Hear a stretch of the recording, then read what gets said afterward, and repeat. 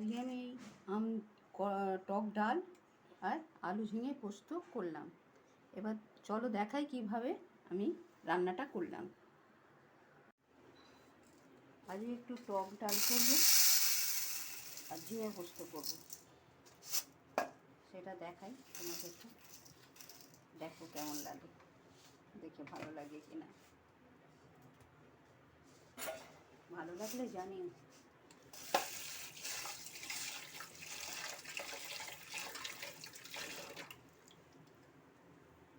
ভালো লাগলে একটা লাইক তো করো। এই যে ডালটাকে ধুয়ে নিলাম,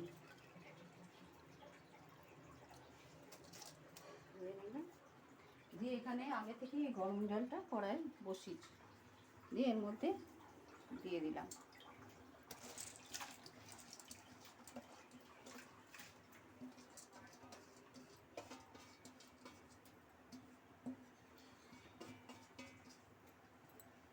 এবার একটু অর্ধেকটা সেদ্ধ হোক।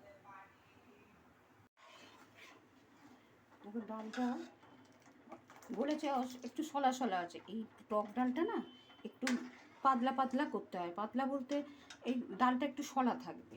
হ্যাঁ, ওই যে এক একটা গুলে যায় না, সেটা না ভালো হয় না খেতে। আমি এটা করি না, আমি একটু একটু সলা থাকে, একটু ওপরটা জল জল থাকবে, সেই ডালটা খেতে টেস্ট হয়। এবারে আমি একটু নুন হলুদটা দিয়ে দেবো। আর তোমাদের ওটা দেখানো হয়নি, ওই ডালটা ফুটলে একটা সাদা ফেনা হয় না, ওটা আমি তুলে ফেলে দিয়েছিলাম। হ্যাঁ, ওটা তোমাদের দেখা হয়নি। ওটা হচ্ছে ডালের ময়লা, ওটা না ফেলে দিলে না এমন একটা হয় ডালটা, ওটা সবসময় ফেলে দিতে হয়। ওটা তোমাদের দেখানো হয়নি তাই বলে দিলাম।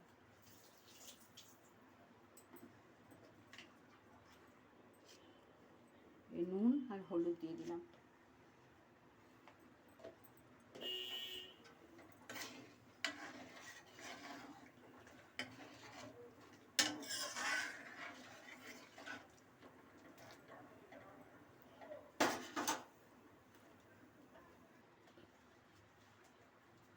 এবারে ওই কাঁচা আমগুলো দিয়ে দিলাম।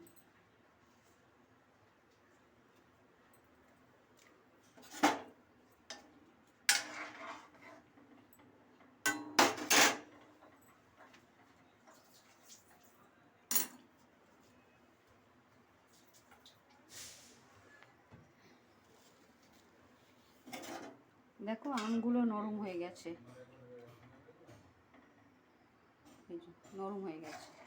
এবারে টক ডাল তো একটু মিষ্টি দিতে হয়, আমি একটু মিষ্টি দিই।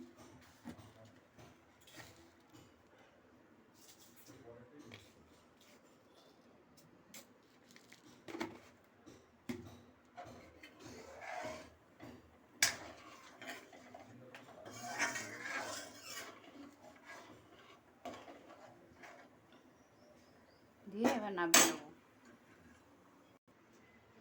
এই যে কড়াতে তেল দিলাম। তেল না বেশি দেবো না, ডালেতে বেশি তেল দিলে না বাজে হয়, মানে তেল ভাসবে সেই কেমন একটা হয়। আমি তেল ডাল সাঁতলালে বেশি তেল লাগে না। তেলটা গরম হোক। শুকনো লঙ্কাটা দিয়ে দিলাম, এবার তেজপাতা দিলাম।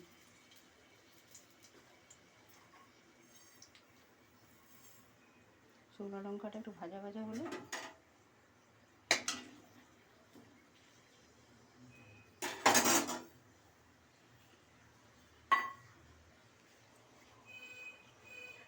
সর্ষে, টক ডালে সর্ষে ফোড়ন।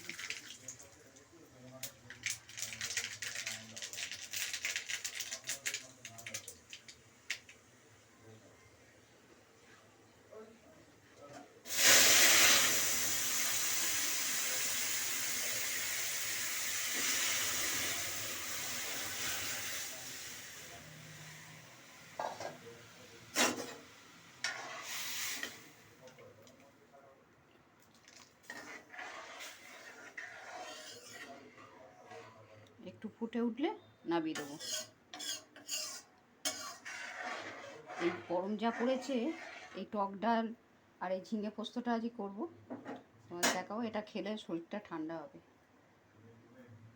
তো ভালো লাগলে চ্যানেলটাকে সাবস্ক্রাইব করো, তাহলে আমারও তো ভালো লাগবে যে তোমরা দেখছো, আমার সঙ্গে আছো। দেখো ডালটা ফুটে গেছে, এবার নামিয়ে দিচ্ছি। এই ঝিঙে আলু পোস্ত করবো, তাই এটাই মানে ঝিঙেটা আমি দেখলাম শুধু ঝিঙে পোস্ত হয়, তাই ঝিঙেটা কাটলাম, কেটে দেখলাম ঝিঙেটা একটু কম হবে, শুধু ঝিঙে করলে না এই একটুখানি হয়ে যাবে। তখন আমি কি করলাম, একটু আলু ওতে দিয়ে দিলাম, তাহলে একটু পরিমাণটা ঠিক হয়ে যাবে। তা নাহলে দেখা যাবে ঝিঙে দেখতে এতটা, কিন্তু যখন করার পরে একটুখানি হয়ে যাবে, ওই জন্য আমি আলু দিলাম। তাই এবার দেখো কী করি, কড়াটা বসিয়েছি,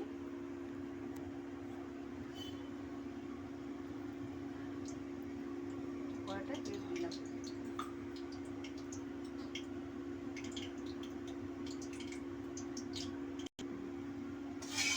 তেলটা ভালো মতো গরম হয়ে গেছে। এবার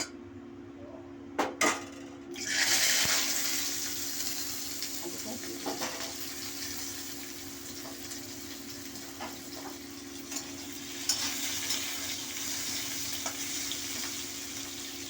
আলুটা আগে দিলাম, আলুটা একটু একটু ভাজা ভাজা হোক, কেন ঝিঙেটা তো ভাজা যায় না, ঝিঙে তেলে দিলেই জল জলে ইয়ে হবে, ওই জন্য একটু আলুটা একটু নেড়ে নিই। আলুটা একটু ভাজা ভাজা হোক, ততক্ষণে আলুটা ভাজা হোক। আর আমি এই পোস্তটা, আমি পোস্ত সর্ষে এগুলো না আমি শিলে বাটি।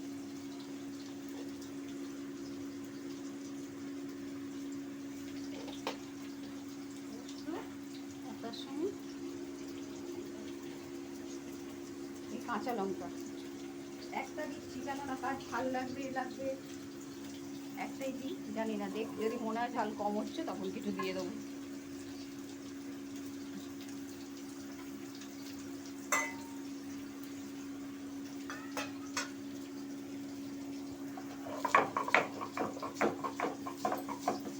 সর্ষেও আমি শিলে বাটি, কেন হয় যে মিক্সিতে সর্ষে বাটলে কি হয়, সর্ষেটা একটু পিটকুটে এসে যায়, আমি পারি না।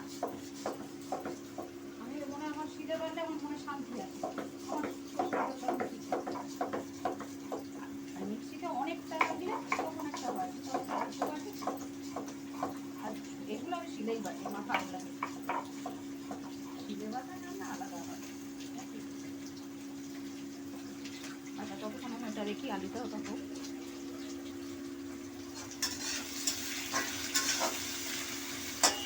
এবার ঝিঙেগুলো দিয়ে দিলাম।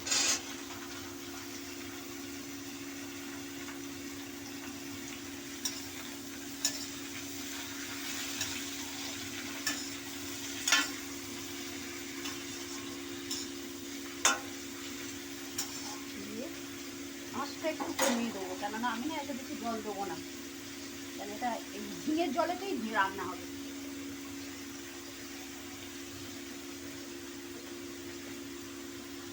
এটাই নুন দিয়ে দিলাম, একটু ঘুরে দিতে হবে, কেন ঝিঙে তখন কমে যায় না।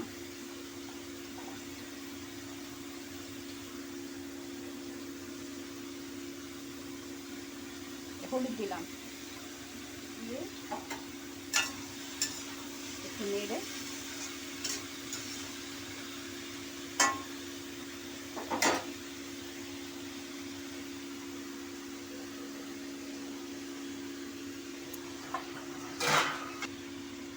এবার এটা চাপা দিয়ে আঁচটা কমিয়ে দিলাম, হোক, এটা জলটা বেরোবে, আর বেশি আঁচ থাকলে কী হবে, তলা তার তখন জলটা বেরোনোর সুযোগ পাবে না। আঁচটা কমিয়ে দিলাম, হোক, ততক্ষণ আমি পোস্তটা রেডি করি,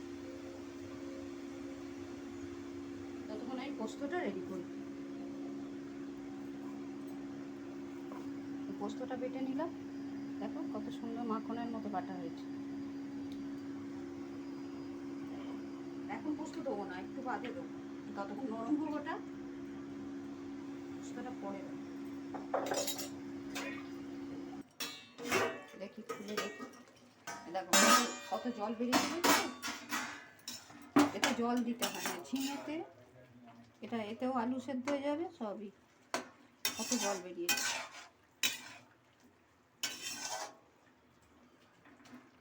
এবার এর মধ্যে আমি পোস্তটা দিয়ে দিই, এই পোস্তটা দিয়ে দিলাম।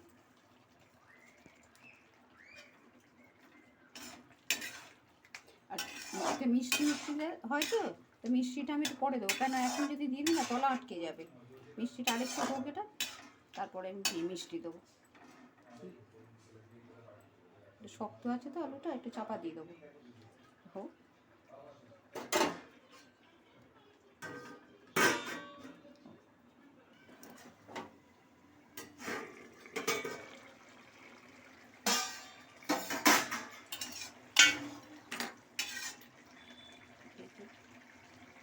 হ্যাঁ, আলুটা গলে গেছে, এবার মিষ্টিটা দেবো, কেন মিষ্টি দিলে না এগুলো আর বলতে চাইবে না।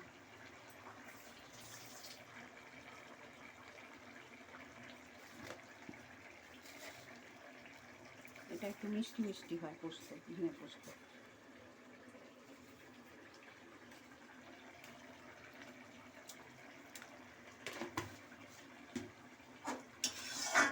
এবার আর চাপা দেওয়া যাবে না, যদি আটকে যায় এবার থাক, খোলাই থাক, মাঝে মাঝে নেড়ে দেবো।